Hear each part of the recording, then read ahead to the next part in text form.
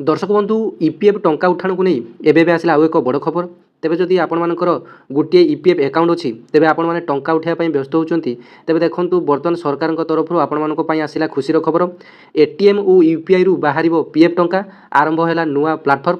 तेबे आसतु आज भिडियो माध्यम जाना जे आपण केमी एटीएम और यूपीआई माध्यम पीएफ टंका उठाई पारे। तेबे आसतु संपूर्ण खबरटी कौन रही जाने। तेबे देखंतु ईपीएफ टंका उठाइबा आपण असुविधार सम्मुखीन होउछंती कि टंका उठाइबा बारंबार ऑफिस चक्कर काटुछंती कि तेबे आपनमानकर समस्या रहबो समाधान आउ आपनमानकु असुविधार सम्मुखीन होबाकू पड़िबो नाही। कारण कर्मचारी भविष्य निधि पांठी संगठन ईपीएफओ एहार नूतन प्लाटफर्म ईपीएफओ 3.0 लॉन्च करिया पई प्रस्तुति शेष करिछि। तेबे नूतन प्लाटफर्म लॉन्च हेबा परे ग्राहक माने एपरी सुविधा पाइबे जे सेमानकु आउ पीएफ टंका उठाइबा पई लंबा प्रक्रिया दे जीवाकू पड़िबो नाही। नूतन ईपीएफओ प्लाटफर्म लॉन्च हेबा परे ग्राहक माने एटीएम एवं यूपीआई माध्यम रे टंका उठाई पारिबेनि कि। तेबे जून 25 रु आउ पीएफ टंका उठाइबा लंबा प्रक्रिया दे जीवाकू पड़िबो नाही। ईपीएफ सदस्य माने यूपीआई एवं एटीएम माध्यम तुरंत पीएफ टंका उठाई पारिबे। तेबे आसंतु जानिबा ईपीएफओ नूतन प्लाटफर्म कौन रही। तेबे कर्मचारी भविष्य निधि पांठी संगठन तार उपभोक्ता को उत्तम सुविधा प्रदान करे। उत्तम सुविधा प्रदान करने ईपीएफओ 3.0 नामक एक नूतन प्लाटफर्म प्रचलन करिछि। यह एक दृढ़ आईटी प्लाटफर्म माध्यम सेवा प्रदान करिबो जेपरिक ऑटो क्लेम सेटलमेंट डिजिटल संशोधन एटीएम उठाण और यूपीआई माध्यम उठाण इत्यादि से आपणमानकर रहिबो सुविधा। तेबे नूतन प्लाटफर्म रे केउ सुविधा उपलब्ध हेबो। तेबे नूतन सुविधा अनुसार आपण माने ईपीएफ सदस्य माने केवल यूपीआई एवं एटीएम माध्यम टंका उठाई पारिबे नहीं बरं सेमानकर पीएफ बैलेंस मध्य जांच करि पारिबे। यह व्यतीत सेमाने निज पसंदर बैंक अकाउंट को टंका स्थानांतर करिवार सुविधा मध्य एथिरे पाई पारिबे।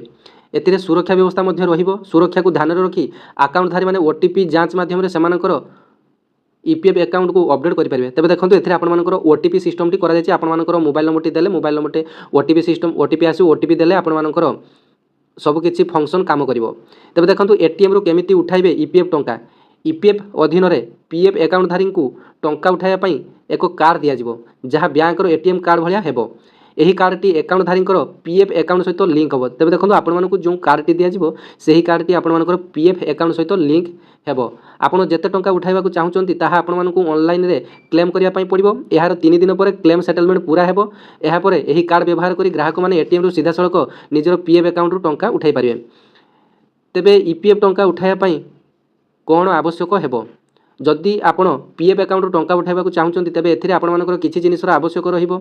आपण मानकर यूनिवर्सल अकाउंट नंबर यूएएन सक्रिय हेबा आवश्यक। यह सहित यूएएन सहित लिंक होइतिबा मोबाइल नंबर मध्य सक्रिय हेबा आवश्यक। यूएएन को आधार पान अकाउंट नंबर एवं आईएफसी कोड भली केवाईसी डॉक्यूमेंट सहित लिंक करा जिबा उचित। तेबे यह सहित आपनक पाखरे किछि डॉक्यूमेंट रहिबा भी गुरुत्वपूर्ण जेपरिक ठिकाना प्रमाणपत्र परिचय प्रमाणपत्र IFC code bank account number थिबा कैंसिल चेक एवं एटीएम बा यूपीआई इंटीग्रेशन रहिबा दरकार। तेबे एही प्रक्रियाटी वर्तमान सुधा आपण मानकर स्टार्ट होई नै। तेबे एही मासरु आपण मानकर आज होई गला जून 1 तारिख। तेबे एही मास पाखरु सरकार लागू करिया पई जाउचंती आपण मानकर ईपीएफओ 3.0। तेबे आस्ते आस्ते यार फंक्शन कोन सब रहिछि सरकार लागू कला परे सब किछि डिटेल्स जना पड़िबो जे केमिति आपण मानकर क्लेम सेटलमेंट करिवे 3 दिन पर आपण माने केमिति टंका पाइबे एवं आपण मानकर एटीएम रो केमिति टंका उठाइबे। जेहेतु एथरो ओटीपी सिस्टम टी आपण मानक पई संपूर्ण नुवा भाबरे करा जायछि। पूर्वरु आपण माने एटीएम रो टंका उठाण करि पार नथले। तेबे वर्तमान रो सब किछि नुवा सुविधा आपण मानक पई करा जायछि। तेबे एटा लागू हैला परे आपण मानकर जना पड़िबो प्रकृत रे केमिति कोन आपण मानकर फंक्शन सब काम करूछि। तेबे परवर्ती अपडेट पाइबा पई चैनल सहित जोड़ी रहंतु। नुवा नुवा एमिति अपडेट पाइबा पई चैनल को सब्सक्राइब करनेबे आज ही। तेबे आशा करी वीडियोटी आपण मानक भल लागिथिबो। धन्यवाद। जय जगन्नाथ।